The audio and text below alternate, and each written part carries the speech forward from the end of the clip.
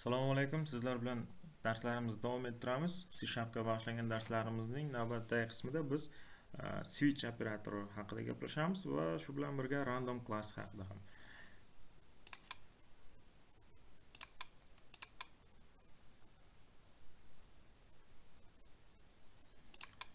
Oldingi darsimizda o'sha shart operatoridan foydalangan edik. Bu bizga kerak bo'lmaydi. Keling, men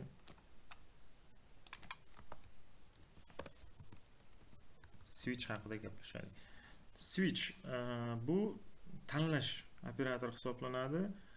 Unda bir nechta variantlar bo'ladi va agar siz kiritgan o'zgaruvchi bironta variantga to'g'ri kelsa, o'sha qatordagi kodlar bajarilishi kerak. Buni amaliyotda ko'ramiz. Keling, int tipidagi n unga qiymat kiritib olamiz konsol o'yinidan.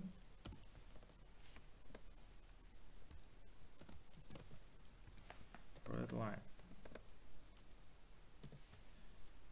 Va bilamizki biz buni konvertatsiya qilishimiz kerak. Int 32 ga.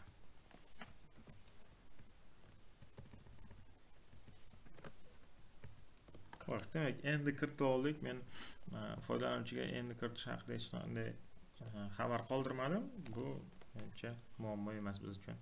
Va switch kalit so'zi bilan boshlaymiz. Switch kalit so'zidan keyin xuddi if operatori kabi qaus ochib, u yerga o'sha shartimizni kiritishimiz kerak. Bizning holatimizda shart emas bu. Bizning holatimizda qanaqadir o'zgaruvchining o'zi. Hozircha bizda int tipida. Va ifda bitta ifoda bo'lsa, skobka shart emas degandik. Bunda shart majburiy skobka bo'lish kerak.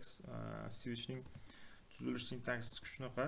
Demak, skobkani ochganimizdan keyin ichkarida variantlarni boshlaymiz. Kalit so'z esa bizda case kalit so'zi va men bir raqamini qo'yaman. 2 nuqta va 2 nuqtadan keyin break kalit so'zini yozaman. Bu albatta kerakli narsa, nima uchunligini aytaman. Endi keling, men variantlarimizni bir nechta qilay.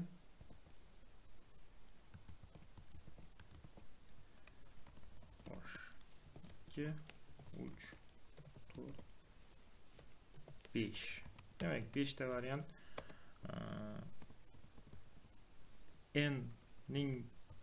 endi kiritib olganimizda, agar o'sha 1 ga, 2 ga yoki 3 ta, 4 ta, 5 ga qaysi biriga teng bo'lsa, o'sha qatordagi kod bajarilishi kerak.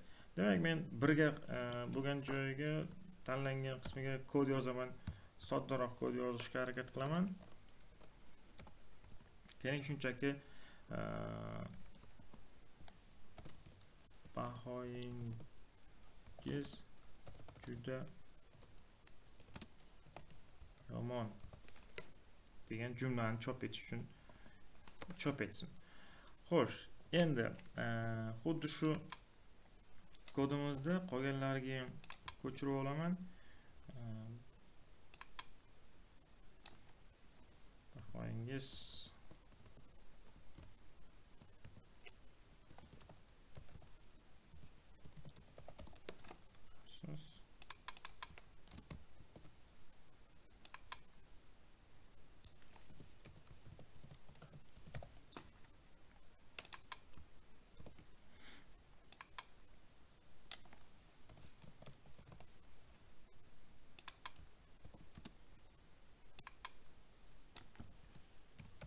hava. Xo'sh. Mana endi bo'ldi. Bahoyingiz hava. Mana ko'rib turibsiz, o'sha case 5 ta case yozdik. 5 ta casening har birining o'zining bajaradigan kodlari bor. Demak, endi tushuntirib o'tadigan bo'lsam, break kalit so'zi nima uchun kerak? Men endi tasavvur qilamiz, qanaqadir 3 kiritdim. U keldi. Case 1 bilan solishtirib ko'rdi. 1 bilan 3 ta teng emas. Case 2 ni solishtirib ko'rdi, teng emas. Case 3 ni solishtirib ko'rdi, teng va 2 nuqtadan boshlab buyruqlarni bajarishni boshladi. Buyruqni bajardi va break kalit so'zini ko'rdida, switchdan batamom chiqib ketdi. Ya'ni mana bu skobkadan keyingi buyruqlarni bajarib boshlaydi degan. Agarda bu break bo'lmaganda edi, u 4 ni ham bajarib ketardi. Chunki case 3 ning ichida, case 4 ham case 3 ning ichida deb hisoblab ketadi-da. Case 4 ning ham buyrug'ini bajarib ketadi. Men hozir buni bir marta ishlatib ko'ramiz va o'sha ataylab xatoga yo'l qo'yib bir marta breaksiz ishlatib ko'rishga harakat qilaman. Keling, men hozir aytgandek 3 tanlayman, bahoyingiz qoniqarli. Biz bergan variant to'g'ri tanlayapti. If dan farqi o'sha 5 ta variant bor bir vaqtning o'zida. Ba'zi foydalansa bo'ladi. Keling, men o'sha break out so'zini o'chirib tashlayman va xatolik berib qoldi. Demak,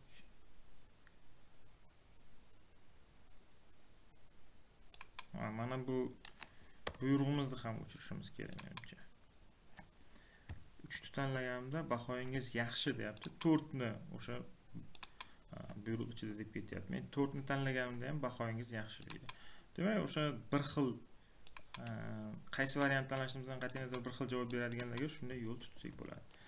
Yana bitta aytib o'tishimiz kerak qismi bor. Agar men 5 dan 1 bilan 5 oraliqdan bo'lmagan son kiritganimda nima bo'lardi? Buning uchun default bor. Defaultda ham break ishlatishimiz kerak. Keling, bunga ham bunday baho yo'q degan yozib qoldiraylik.